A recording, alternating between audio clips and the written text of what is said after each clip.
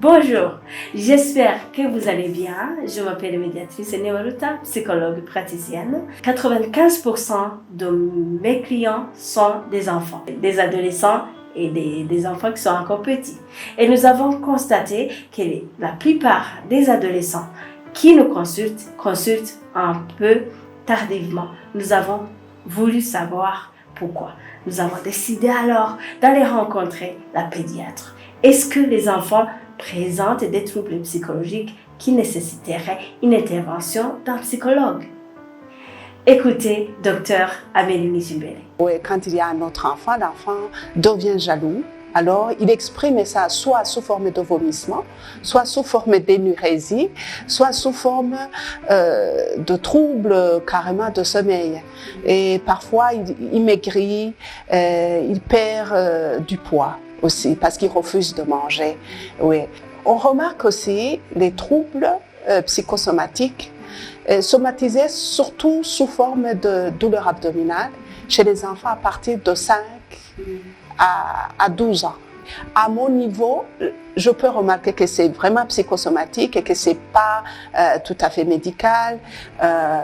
On essaie de donner des calmants, mais on conseille aux parents de changer à un niveau limité, bien sûr, parce qu'on n'est pas suffisamment outillé en psychologie. L'autre âge qui est le plus touché, c'est à partir entre 12 et 18 ans, parce qu'on reçoit les enfants jusqu'à 20 ans.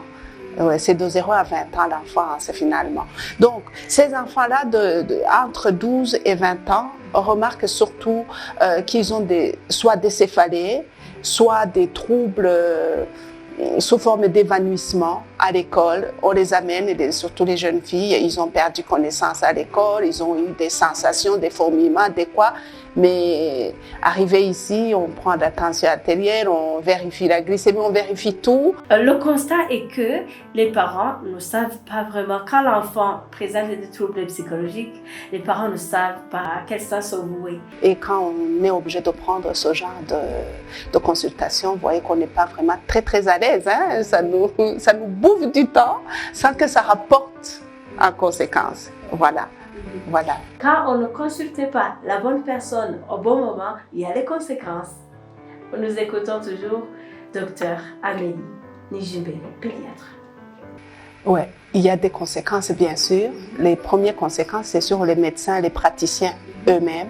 Parce qu'on est...